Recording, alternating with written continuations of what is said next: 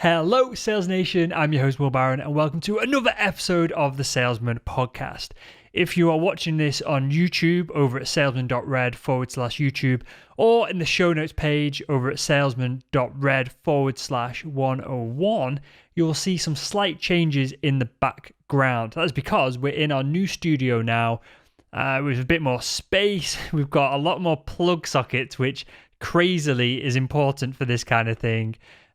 Better lenses on our camera, and behind me, again, if you're listening to this on iTunes or Stitcher, you're not going to appreciate this, but there's a bit more space to have a bit more of a set. So we've got a shelf ready to go up, a couple of bits and pieces, and yeah, we're going to be making the most of it and making it look a bit more pretty rather than a white wall with the banner and what we've got up there already.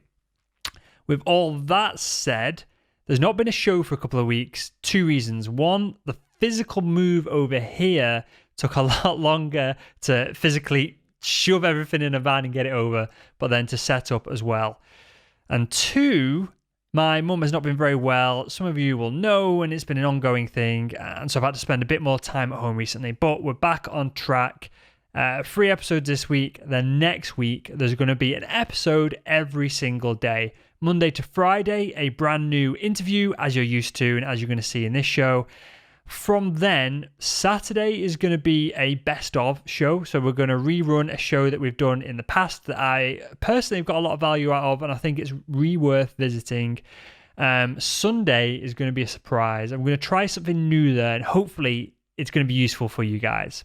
So today's show, and now that we've covered all that, today's show, we have Viveka Von Rosen on, and we've had her on in the past to talk about LinkedIn, and she ripped my profile apart. She told me exactly where I was going wrong, very bluntly told me that it sucked, it needed changing. We've updated it, we did a big blog post about it, and it's now looking fantastic.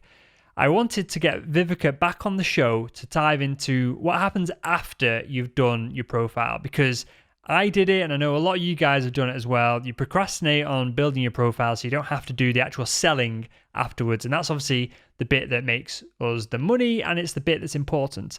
So Viveka comes on today's show. We're talking about the individual steps, the goals for each step, software to help manage each step, and essentially going from getting in front of the prospect for the first time, X number of touches, so that they know who you are, they know, like, and trust you, then reaching out to secure that phone call, that in-person meeting, and obviously then you go offline and you actually sell and you can actually close a deal. Viveka, you know what? She's absolutely the friendliest guest I've ever had on the show, full of laughs, full of smiles, absolute pleasure to interview. She will be coming on more and more regularly, I'm sure. You can find out more about her over at linkedintobusiness.com. She's the @LinkedIn expert on Twitter. You can find her on LinkedIn, her actual profile itself, which I've linked to in the show notes, because obviously, clearly, she's the expert, and it's a really great example of what your LinkedIn profile should be looking like. And yeah, with that all said, you can find out everything we talk about, all the links in the show notes over at salesman.red/101. And yeah, with that, let's jump into today's episode. Viveka, welcome to the Salesman podcast. Welcome back to the Salesman podcast. Yes, it's great to be here again. Good stuff. Okay, so last time you came on the show, I used a choice word before we started recording them, but yeah, I'll say it again. You bollocked me big time over my previous LinkedIn profile, which, you know, admittedly was atrocious. No problem, and no qualms in admitting that. And we did a big blog post where I put the profile online and the new one to compare, and, you know, I went through you and a couple of other guests' recommendations of what we needed to change. So hopefully the profile now is looking okay, if not stunning, okay, functional. And I want to take things the next step forward now of having a pretty profile is lovely, but if it's not generating leads for salespeople, if it's not being able to be used as a tool to generate revenue, then it's pointless and it's procrastination and it's a waste of time. So there's and I'm pleasantly surprised about LinkedIn. I've been spending more time on there with a profile that people actually want to engage with. So there's one thing that we'll come on to later on in the show, which I found disappointing about LinkedIn. Or a bit weird about it. So you can give us your thoughts as an influencer. Can I be honest? Yeah, I want you to be honest. and you will be honest about this I question. So will be we'll honest. we'll come on to that later in the show. But before that, I want to do something really practical in that Yep. you've got your profile, it's working, you're a sales professional, you listen to this. Usually, perhaps you would use email to communicate with your prospect and to arrange that phone call, because the phone call is what matters here. That's what's important. Absolutely. Yep. I don't think anyone in B2B is probably, they're unlikely to sell you know, 10, 20, $50,000 product over Just LinkedIn. exactly. Otherwise, we wouldn't be here and we'd both be millionaires from the, well, you would be. I'd be asking more All the leads questions. coming in. How'd you do that? So you've got your profile, perhaps you've narrowed down your prospects. So you know the company, you've narrowed down the prospect individually. Do you add them? What's the first step? Do you add them? Do you send them an in-mail? Do you I'll use air commas here, but do you add them on Twitter and social sell them? What is the very first step you do? And it might not be any of them. It might be you do more research. I don't know. What's the very first thing you personally do when you want to, connect with that person and you want to prospect them and you want to move that relationship forward? I swear to God, we didn't set this up, but that's such the perfect question. Yeah, you're 1000% correct. You're never going to do a business deal just by communicating on LinkedIn Messenger, which I'm not a huge fan of anyway. So yeah, my first step is always reaching out to the prospect and inviting them to connect. It's interesting on the browser. Unless you're a genius or you do LinkedIn for a reason, for a living, it's kind of hard to see the personalized messages. However, since it just switched over to more people are using the mobile app where those personalized messages are visible, then I would still recommend not only inviting your prospect to connect, but customizing or personalizing that message, because they may see it. You don't have to even, and by the way, you don't have to worry anymore. LinkedIn used to say, like, how do you know this person? Friend, colleague, classmate. That part doesn't actually show up. It's just a way of LinkedIn to classify you. So if you say you're someone's friend, that part doesn't really even show up. But always customizing the message. So yeah, that's my first step. And I'll be honest. It's like, I won't say, I want to connect with you because I want to sell you my stuff, but if there's a viable reason behind it, I'm doing an interview, I would love a quote. We should just know each other because we have all these people in common. I saw you speak at this event. We're both going to be speaking at this event. So find some reason to invite them to connect. No, they may or may not see your invitation message. So don't make the assumption that they Mm-hmm. did see it, but they may see it.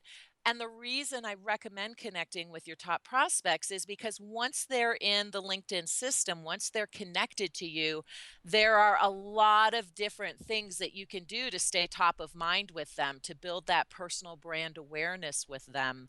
I just call them top of mind awareness strategies, or my 10 touches. So there are various ways after you connect, and the connection, of course, is the first touch, where you can start to stay top of mind with them and build that sense of know, like, and trust, which is all about social selling, right? So yeah, Let's anyway, before we dive into that, because I think yeah, this is important, because yeah, I've received a lot of messages recently, and I'm glad you said this because it was something I thought I was being dim about, but no, I see half a message on mobile. I don't tend to see the whole thing.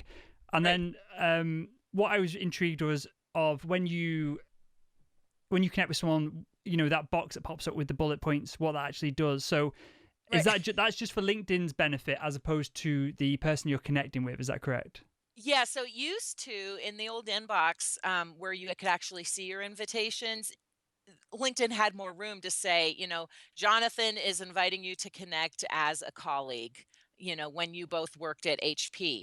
But it just doesn't, it literally doesn't have that landscape anymore. So, yeah, so now it's just, I think it's just kind of leftover programming that they haven't cleaned up yet.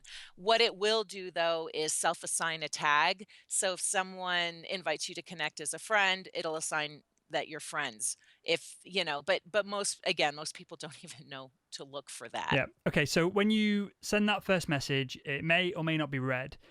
Right. Should you then immediately follow up with a actual message that will come in Yeah. the inbox? Because this is something that I've had quite a few people add me recently Yep. with the launch of Will's new and improved profile, basically Right. asking for stuff or asking to come on the show, and which is fine, Yeah. and I don't mind these Yeah. messages, but they're always putting them in that initial connection message, and so Yeah. I don't get it Which after that, you and don't get it. there's no Right. trail, there's nothing for me to reply to. So So is that annoying. just bad practice, and maybe even just copy and paste the same message into a proper message when you do connect with them? Is that a better Right. practice? Yeah.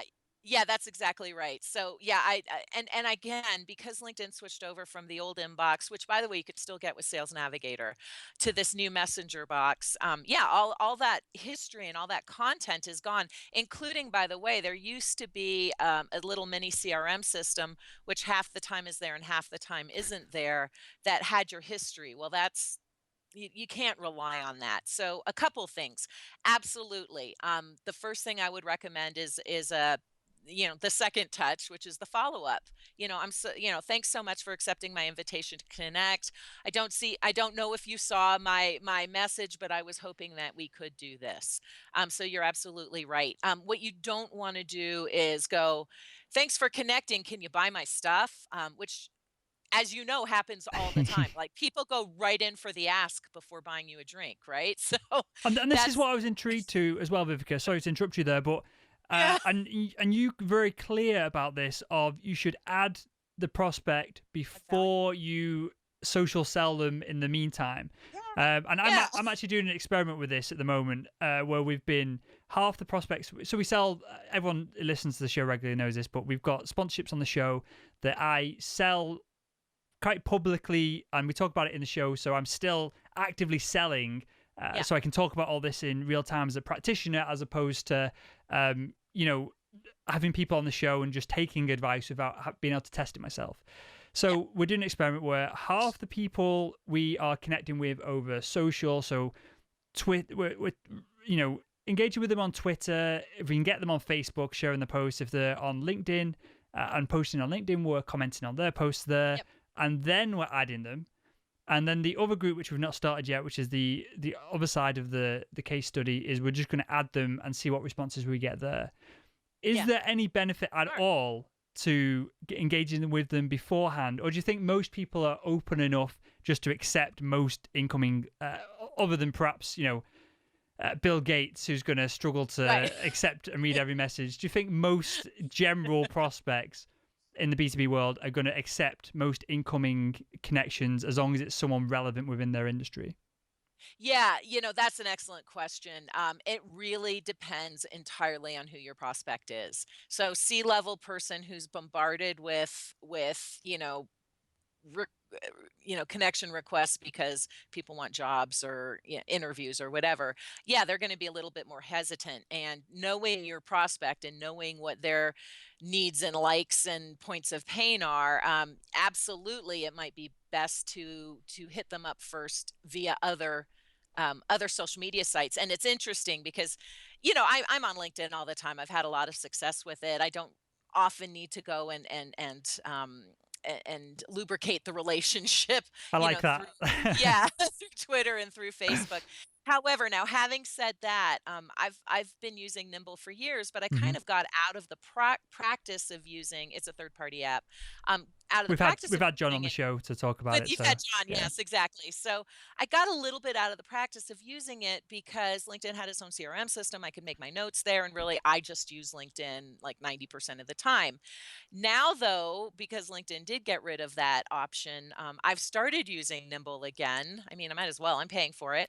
I started using Nimble again just to take notes. But of course, when you pull up the Chrome Nimble app, it shows you all their social information. So it shows you if you're connected on Twitter or Facebook and what their content has been on Facebook and Twitter. Of course, LinkedIn doesn't play well with any third party app. Hmm. And it allows you to take notes and allows you to save them in that CRM system and allows you to set up a follow up. And so it allows you to do everything that the internal CRM system that LinkedIn had slash kind of still has. Um, but now I don't want to, I don't want to build my house on the LinkedIn beach anymore. I'm not trusting Mm. it. So being able to utilize Nimble. So that is all to say, what's great about it is, of course, now I've got their Twitter stream there. Now I've got their Facebook communications. Now I have a way of keeping track of that particular prospect, which is not, I still do that on LinkedIn too, but I like having the duplicate, the backup system. And so, yes, you absolutely, if you think that you need to warm up that relationship first, it's kind of like a cold call, right? If you think you need to warm up that relationship and build someone's sense of knowing you, liking you, and trusting you, KLT factor, if you think other social media is a better way to get to that person, absolutely. Um, it's where are they active? It's where are they most comfortable? Now, they might not be on Twitter. They might not be on Facebook if you're talking about a B2B exec. So LinkedIn might be your only shot. But yeah, there's no downside of trying to warm up that relationship by stalking them slightly. Awesome. Going into Sales 101 a little bit here. So we've done a little bit of research. We've added them. They've accepted it. That first message. Obviously, you're not going to shove your product down their throat No, no. immediately. That'd be a mistake in anyone's book. But what should that first message consist of? I mean, generally, and this we've done Yeah. shows on cold emails and that kind of thing, Yep. and Yep. copy and that kind of thing will fall into this. But are you Yep. trying to? Is that first email just to get some kind of engagement back and to get a conversation rolling? Is that the only purpose of that Exactly. first email? That Pretty first much. I message. mean, it's A, to make sure that they got your original message, which they may or may not have received. It's a follow-up. It's a way of engaging with them. Yeah, you're never going to go right into the pitch. Now, having said that, I have two free offers, right? So I have a guide that they can download and some free videos that they can download.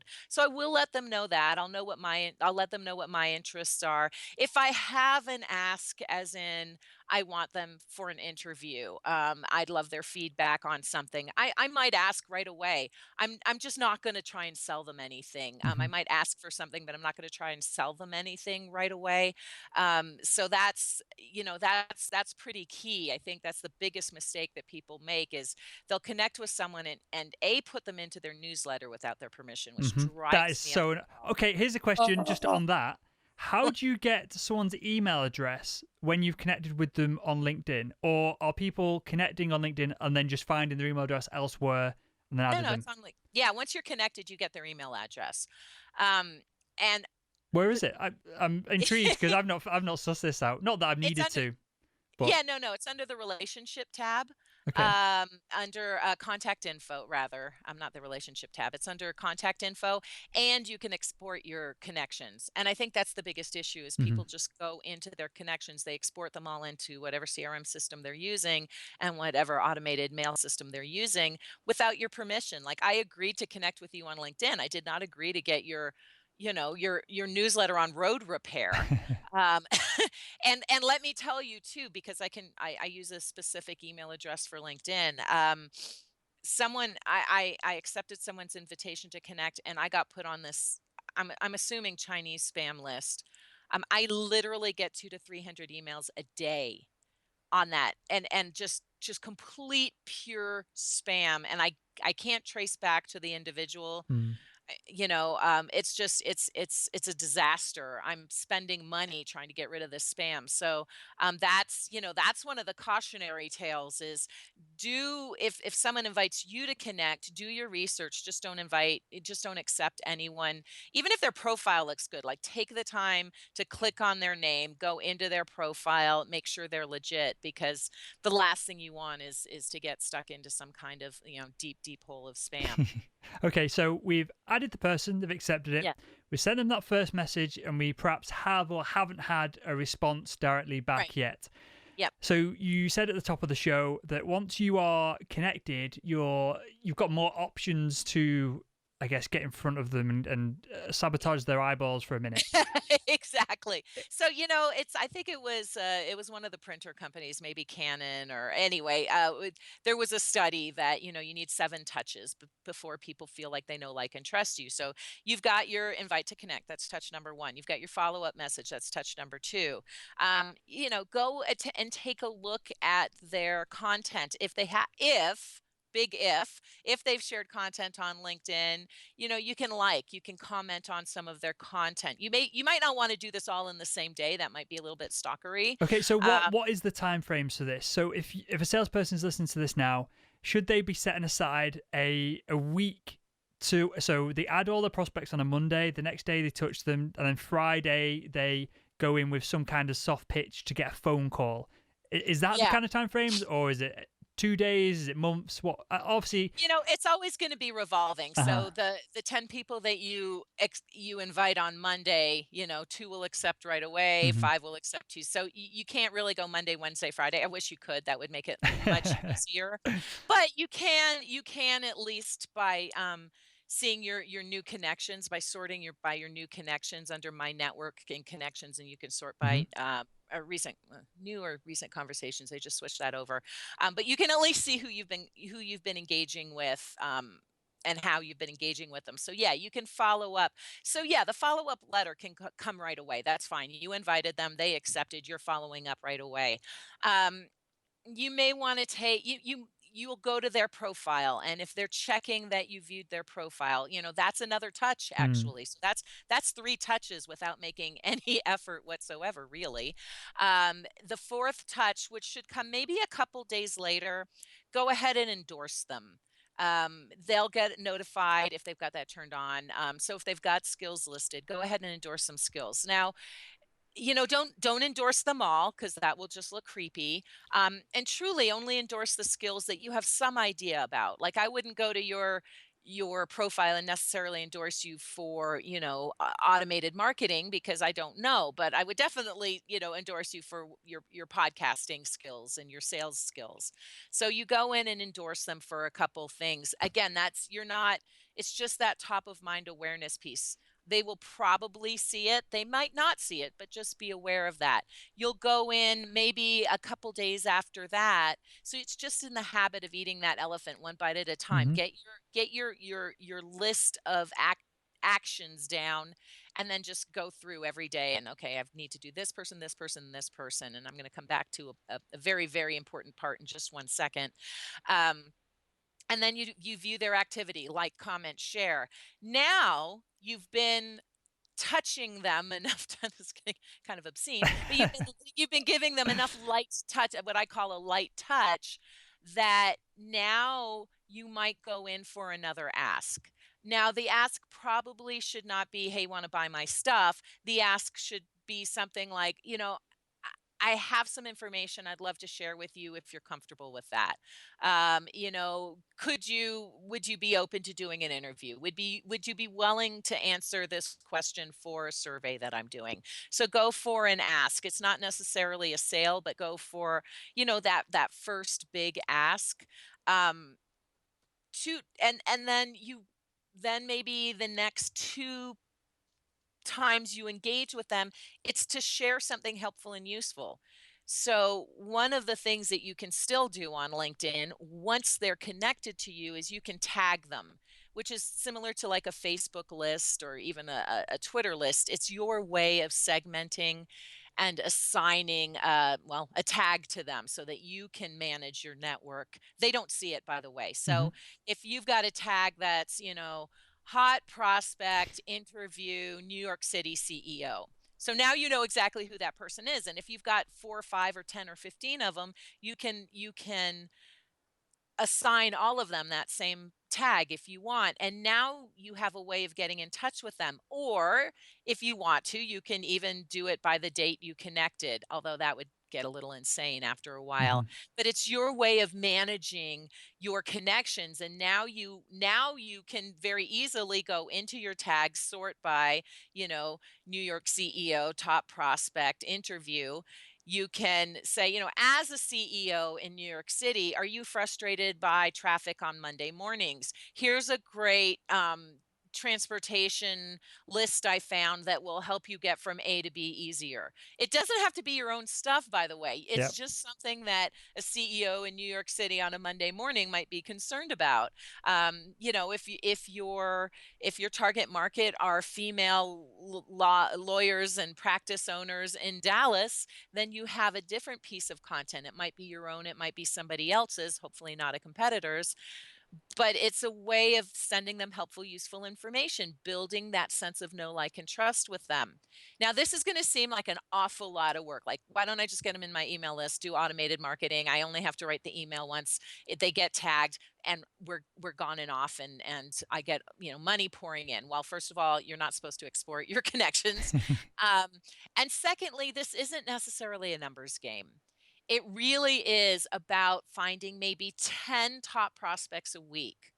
10, not 100, not 1,000, 10 top prospects a week, and nurturing those 10 top prospects, and then nurturing another 10, and then nurturing another 10, because that whole process is not going to take more than 30 minutes a week for those 10 prospects, because you'll already have swipe files, or you'll already have most of this content written up.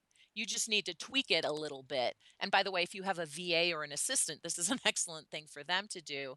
You want to keep your eye always on the prospect, but just the sending messages, etc. So it's not really a numbers game. It really is about nurturing those 10 people, because if your closing rate is 10%, then you're closing one of 10 people a week. If you're getting a new sale, one a week, that's probably enough for most people on this call to make a really, really healthy living. And that's And what separates right? us salespeople from the marketers. The marketers want to automate it all. Our value that we can add as individuals is, and we talk about this all the time, and I need to find a better way of putting all this together. But our value that we can give as salespeople is that personal interaction, that experience pass over. That if there's anything going on within the prospects industry that we can talk personally about, because we are either experts or semi-experts in that space. Okay, so from Exactly that, right. we've touched the prospect a bunch of times. They know who we are. They've been on our profile, which I guess it's useful to track. And are there any tools that do this? I don't Yeah, know. Are there any not tools that? yeah. So here's some ninja tricks too, and I wouldn't necessarily recommend it for you, because you kind of are a marketer because you're a podcaster, but for the salespeople, But we're not selling anything to our you're not selling audience. anything. We Exactly. so and But I like to emphasize that though, because yeah, no, we exactly. are literally adding nothing but value to our audience and are Yeah, funded by people who want to be in front of our audience. So there exactly. is a difference between our marketing is all just, I especially to the sales, but it's just value, value, value, and yeah, so we do things differently perhaps than how other people market their podcasts, then they and it's one get of the reasons why yeah. we've just grown so fast. Yeah, it's fabulous. So I was just going to say the difference, like your background image now is great. I mean, it's so perfect. Although now I'm confused because we have beard, no beard. So now you have to take the photo again until you like grow the beard again. But for most salespeople, what I would highly recommend, put your contact info on that background image, put your phone number, put your email there. So that's and for quote tracking, what you want to do is maybe use a Google Voice number, which is what I do. So any number that comes through that Google Voice Mhm. number, I know comes from LinkedIn. I know comes from LinkedIn, because that's where that phone number lives, and you can get a variety of different Google Voice numbers. Now I have to deal with the whole Google Voice thing, but still, it's one way of tracking. Or if you want to invest more money, you could get a unique phone number specifically for LinkedIn. That's like a real phone number, or maybe a cell phone just for LinkedIn. But for me, Google Voice works well enough. Now, much less expensive is the email you put up there, linkedin@yourcompany.com, or my LinkedIn at yourcompany.com, or I have linkedinviv@gmail.com. I use a different one now, but so you can create a unique email address. So again, and that becomes your primary email address on LinkedIn. You put it right on that header image, or that background image, and then you can track anything that comes in. Additionally, and here's the big ninja trick. So you have a phone number, you have an email address. You might get someone emailing you going, I'm interested in what you have to do.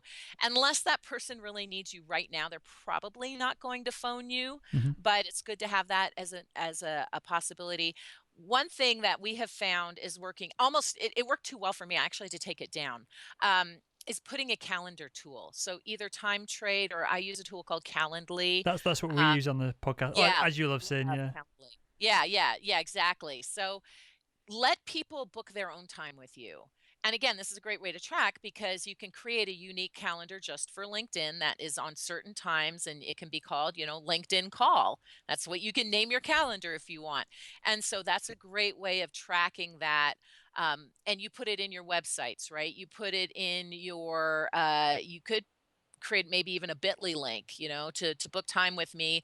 Go to bit.ly.com. It doesn't become a hyperlink, but it's easy enough for people to type in. Some people have gotten, book time with will.com, and so that's the link they Hmm. put up, and then of course when it just forwards to the calendar link. So there's a lot of different tools that you can play with, but by putting a calendar link in there and letting people know that they can have 15 minutes of your time, um, it allows people to book time with you in their schedule.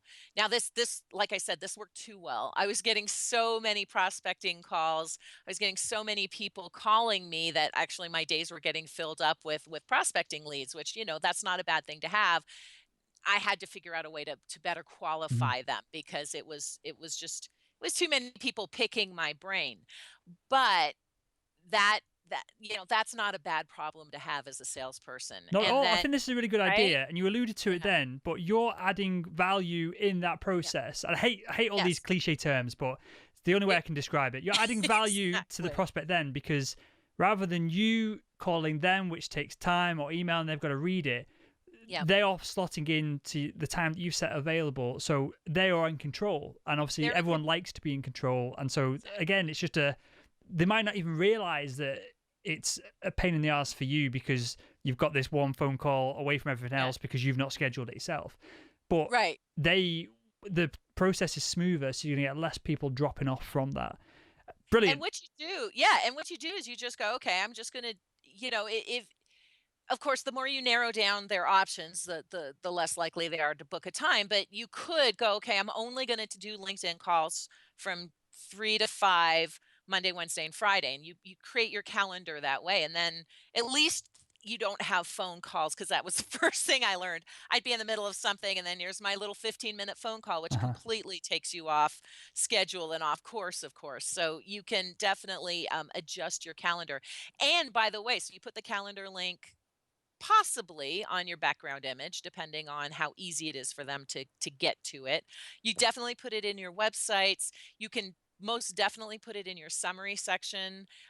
You also, by the way, put it in your signature line from the first response onwards. So the Mm. first time you go, thanks so much for connecting on LinkedIn, blah, blah, blah, blah, blah. You sign with your name, your email address, your phone number, and then book time with me, emoji, emoji, emoji link.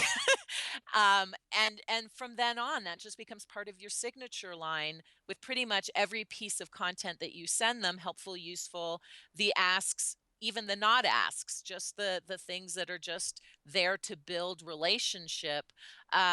Because you just want to get them right at that moment when they need you or they have the perceived need of needing you. Hmm. And so they book that time with you. And then, of course, it's up for you then it's completely up to you. Like I say, I can take you there, but you got to cross the finish line. It's up to the salesperson, of course, to close them. But we can at least, have a really high 40, 50, sometimes even 60% chance of getting you on the phone with your prospect, just doing this 10 touch system. And from that, so they are awesome tools. The Calendly, Calendly. I'm gonna write that up into a blog post itself, I think, Yeah. because Fabulous.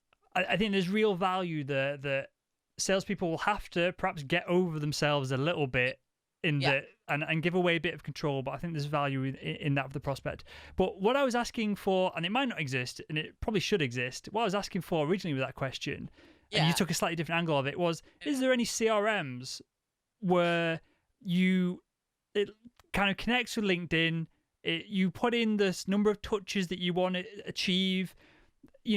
I don't know whether the And you API can and it yeah. allows it, and because you could even have it where you connect, and so one box ticked, it pops up 2 days later, tells you to send them a message. 3 days later, it and underneath it is telling you whether they've been on your profile, and then that increases the percentage of the lead closing, things Yeah. like that. I'm So assuming that doesn't no. exist. Yeah, it did exist until LinkedIn shut down its Okay. API. You get pieces of that with Sales Navigator if you want to invest $79 a month. To a salesperson, Sales Navigator is probably worth it. Yeah. What I don't like about Sales Nav is it's actually a separate system from your LinkedIn account. So you're always jumping back and forth and Mm. back and forth. Like, come on, LinkedIn, integrate the two already. So Do that's you my reckon that's because they're gunning for some mega CRM in the future?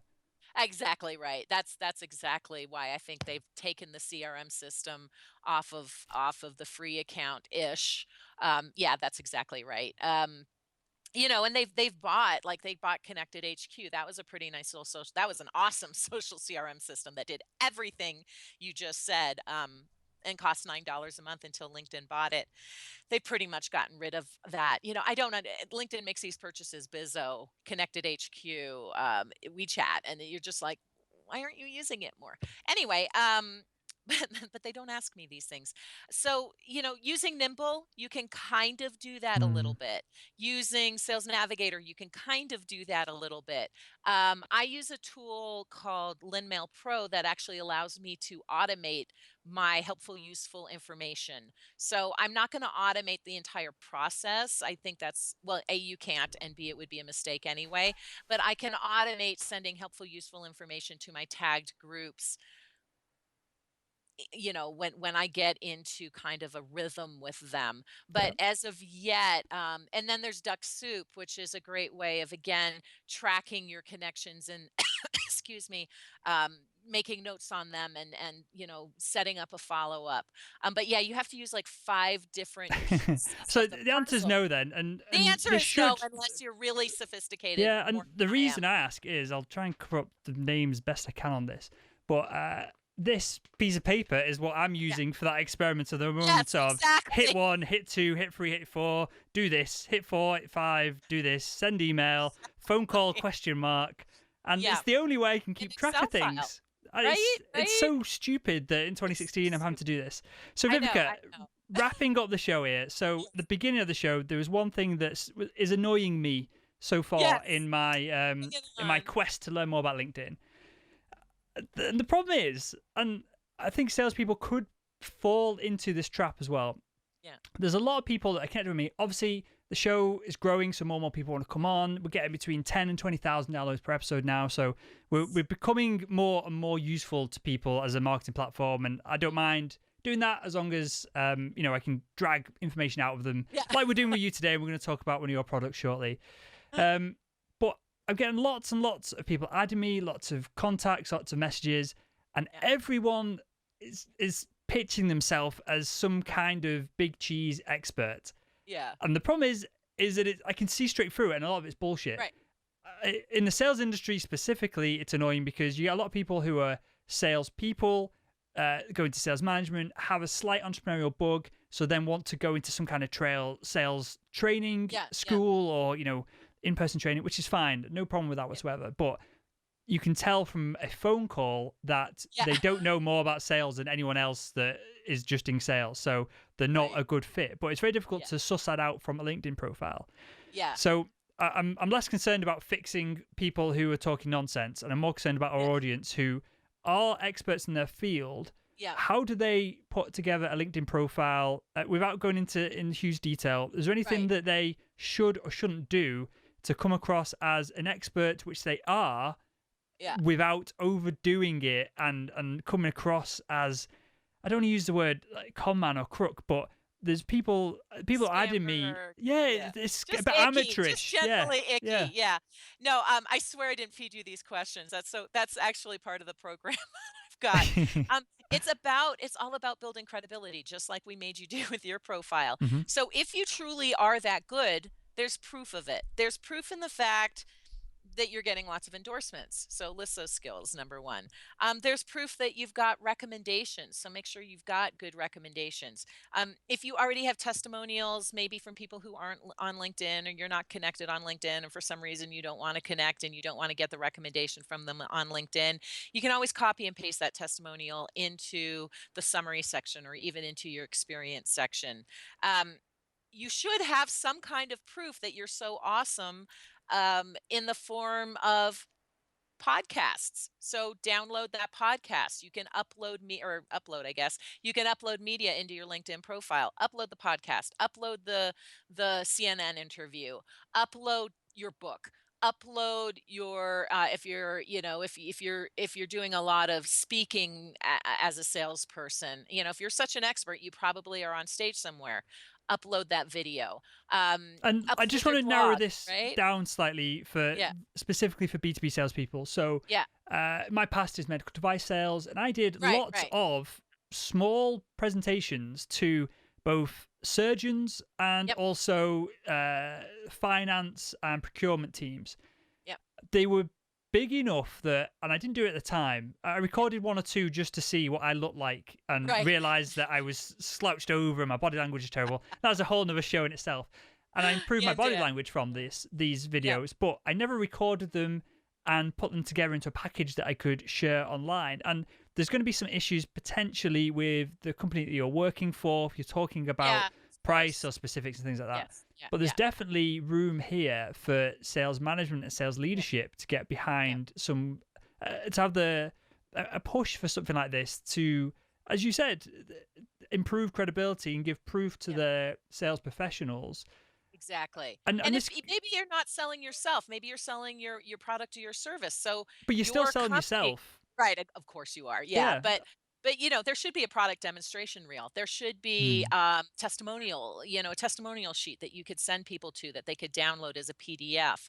And quite frankly, even if you're not the most savvy person in the world, technically savvy person in the world, which actually I'm not, but with a green screen, with a tool called ScreenFlow. Thank you, Steve Dotto, and my laptop, I can, if you go to my YouTube channel, you can see what I do all day long. I can show people, prove that I'm an expert, not just Hmm. talk about it. Now, do I call myself an expert? Yeah, I got the name.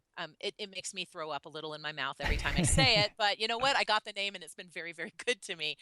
But more than that, if you go to my profile, you'll see lots of other people calling me an expert, and you'll also see proof of concept in the interviews, et cetera, et cetera. So, yeah, not all sale. I get it. Not all B2B salespeople have a speaker's reel. Of course they don't. Not all B2B salespeople have a book. Of course they don't. But there's no But you, reason why they can't have well, something, which is why exactly. I narrowed it down slightly. Then of Yes. I was pitching, presenting, I was Yep. writing, I was I what I probably still am now because I was super into the technical Yep. aspects of endoscopy and we used to it's kind of it's a whole subject in its own of what sale Yep. if salespeople should be producing content versus if they Yep. should be sharing other people's content. But It's a combination. If you're not a yeah. content creator, curate it. But thank you for bringing that up because you've got some beautiful. I love what you've done with your publisher. If you are a content creator, right? If you love it, if you're a weirdo like Will and you like to write about Thank you. Cheers for that, endoscopy, Vivica. Where's I'm the end sure. record button here? Yeah, exactly. But if you do like to write, if you're a geek about something and you love to write about that stuff, then by all means upload that into LinkedIn Publisher because again, that is proof of concept. You're not just saying, "Hey, I'm the best salesperson in the world." You're like, "Yeah, I'm an Mhm. awesome salesperson, and here's the techniques I use, and I wrote about them in this article that lives on your profile that people can read." And then again, you don't have to say it about yourself because they can discover it about themselves, Awesome or stuff. they can Okay, discover you. Yeah. Vivica, I've got a couple of questions to ask Sure. everyone that comes on the show. You've answered a couple of these before, so I'll run quickly through them Yep. again. But who is the world's greatest salesperson? Bob Berg, still. Still love it. I need to get Bob back on the show. Actually, he's not been on I a know. while. Okay, He's great. next one. This is a new one for you. Yeah. What motivates you personally to close deals? It's so funny. Now I'm already in relationship with these people from the first prospecting call. So really it is to it's because I wanna play with these people. I wanna work with these people. I wanna help these people. And yeah, I make money out of it. I mean, that's great. And I do like, I have expensive hobbies, so I need you know, in fact, I think I dreamt last night that I got like a 1962 Corvette. Anyway, that was weird. Wow. But yeah, I know that. So now I have a craving. But really, it is. I have some of the freaking coolest clients in the world. Like seriously, they are awesome. And so when I have these prospecting calls, I'm already invested. I'm already seeing our future together, kind of like a desperate woman on a date. And so, you know, it to me, I mean, it's not even closing. To me, it's like, okay, let's get this party started. And I'm always a little bit heartbroken when when the proposal doesn't go through because I've already seen our future together. So for me, really, it's kind of it's just wanting to see the future unfold with them, and the money's great too.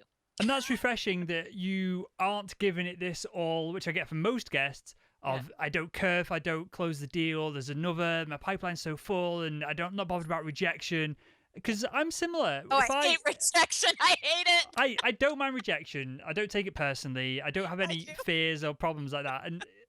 But I do project things forward in my mind. I do even subconsciously visualize of what this relationship could do and where it'll lead me. And that Yeah, does, I probably do it subconsciously to motivate myself because I know if I'm not invested personally, then exactly. it doesn't happen. So And obviously, I'm you just know when you talk to someone who's a dud, right? And uh, you're like, and then they want to work with you, and you're like, yeah, I'm suddenly too busy. mm, 'Cause you can tell in the first 5, 10 minutes if y like, just like you were saying, if you're not going to work well with someone, for whatever reason, you just have clashing personalities or different political ideas, but, yeah, so that's but yeah, I'm very invested, for different, not, for different reasons than a lot of salespeople are. that's awesome. I said refreshing that you're open and clear about it because a lot of people would.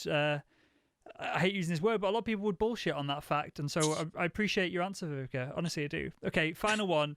If you Yeah. could go back in time, speak to your younger self, what would be the one piece of advice you'd give her to help her become better at sales? Yeah, and I think I said this last time, and I say this pretty much in every interview I've ever done. Um, I would have learned how to delegate way earlier. Like it's funny. I was just writing up an article, answering some questions yesterday, and how this never like came in, but I was answering questions about the book that I wrote. I was answering questions about um, when my business turned over, and started accelerating. And there was one other thing. It was the book. I can't remember. It was three things. I'm like, oh yeah, that was all exactly the time I got my first assistant and I Hmm. started delegating the brain dead stuff to her. And the fact is, it's not only, I mean, yeah, you'll make some financial investment. Of course you will. You'll probably get your return on that within the first month. I mean, you'll be it that person will probably even as a salesperson be paying for themselves within the first month, not only with new deals, but because now you can focus on what you were meant to do as a salesperson, Hmm. which is close deals. So so as a salesperson, you can hire someone to manage your calendar. You can hire someone to manage your travel. And depending if you work for Oracle, that's all taken care of for you, right? But if you work for yourself, not so much. You can hire someone to research. This is important. You can Hmm. hire someone to research your clients for you, so you're not spending all that brain dead time. You've just got all the information in one place. You can hire someone and delegate many of the tasks that I talk about or that we talked about today and that I talk about in my program. They can do a lot of the more menial labor for you. There's some menial labor you'll have to do yourself. You can hire someone to do your taxes. Ugh. You can hire someone to do your bookkeeping. You can hire someone to drive you. I've got one client who well, now there's Uber, but she was hiring people off of like Craigslist, which is super scary, um, to drive her to the airport and back because she didn't want to pay, $150 for a limousine, but that was really time that she could be working, someone else could be driving her. So think about, and my friend Lisa Criley, actually, she's my time management coach because I have a time management coach. Um, Well, no, first just off, having coaches though is something that just have salespeople don't take advantage of. gosh. Like, so I don't know about you, but to me, at this part of my life, time is more valuable because hey, I'm getting older, and there's not as much of it in my week. So time to me is actually more valuable than the dollar. And just working with Lisa got me anywhere between a day and a day and a half out of my week back. Mhm. So that's a lot of time. That's a lot of time to play with my family. That's a lot of time to focus on building my business. That's a lot of time back. So mostly through delegation. Mostly she taught me how to delegate, how to adjust my calendar, etc. But so anyway, to answer your question in a short and brief way, gotta edit all that out. Yeah, the thing I would have told my younger self is hire someone to do all the stuff that you all just hire do what only you can do and hire someone to do Mhm. everything else. And just take the deep breath, make the investment. There's people who can do stuff for $5 an hour on like Odesk and Fiverr. There are local moms. Like I've got two local moms who work for me at like 15 bucks an hour. So and then there are people that I pay $250 an hour, my coaches, some of my coaches. But it is do what only you can do and find other people to help you do the rest. It will open up and free up so much time and so much mental energy that you will just propel forward. And I wish I had listened to myself and done that earlier. Fantastic.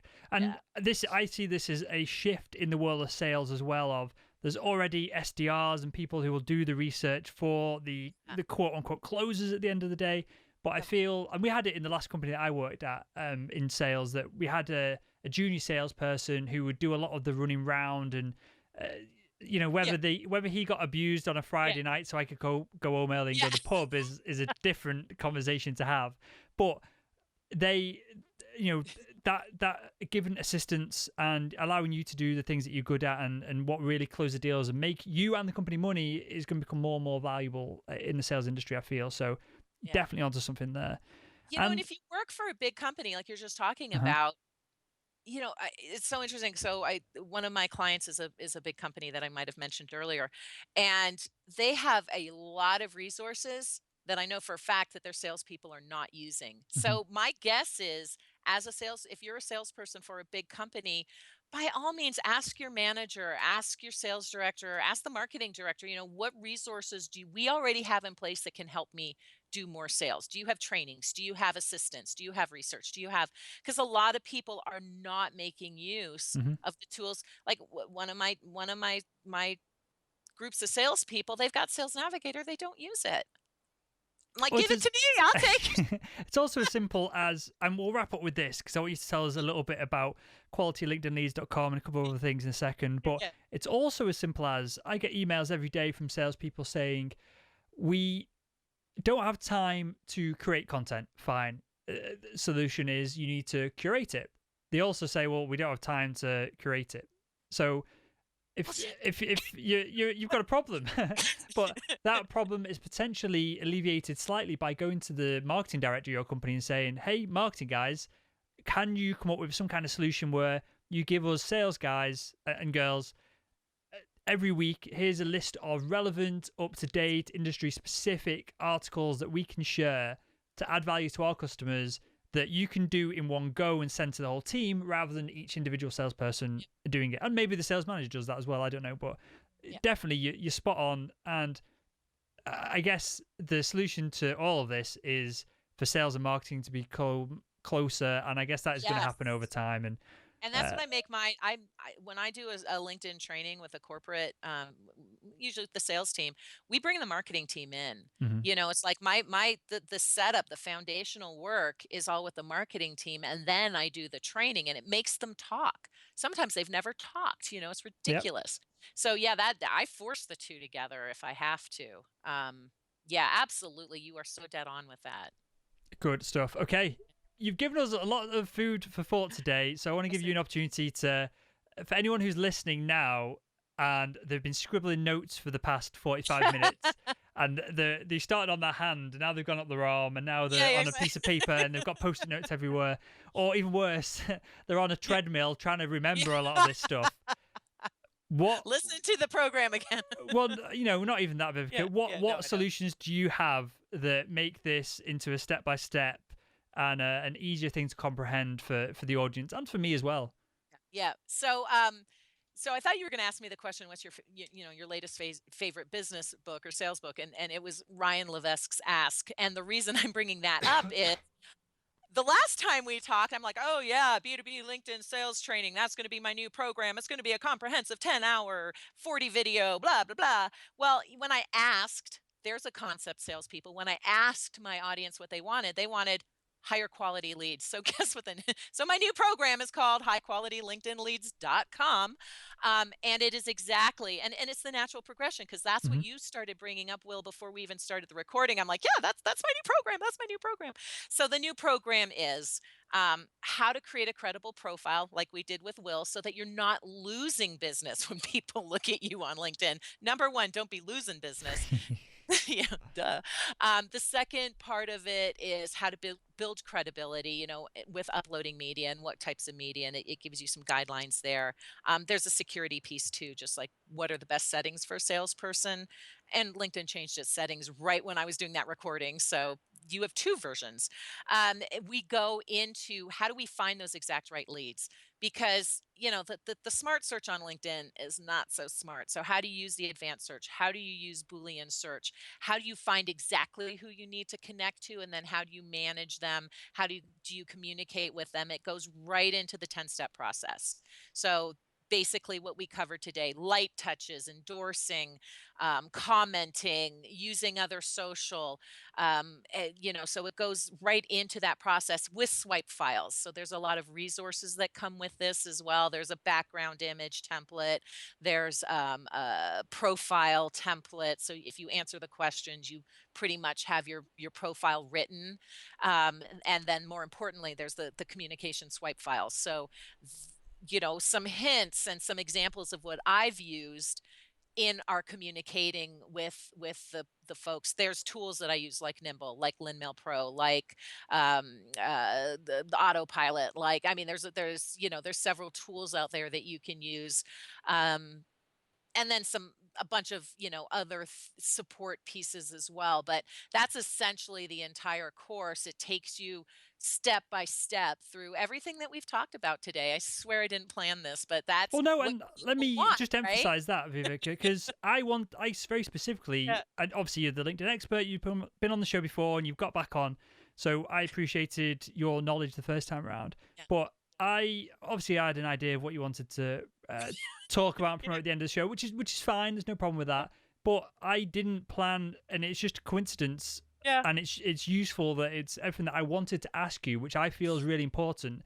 You've Mhm. obviously, asked the right people and put together something that is, I've not dove into it, but it's potentially really valuable. And so, yeah, it's worth emphasizing that. This whole show wasn't created to pitch your product. It's just Right. that is where the problem lies with a lot of That's salespeople. what people want And to know. and yeah, so Yeah. fantastic stuff. And other than that, Vivica, where can the audience find out more about you personally?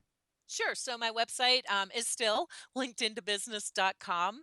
I'm at LinkedIn Expert on Twitter. I'm LinkedIn Expert on YouTube. I'm LinkedIn Expert on Instagram, although I'm not really on it as much as I should be.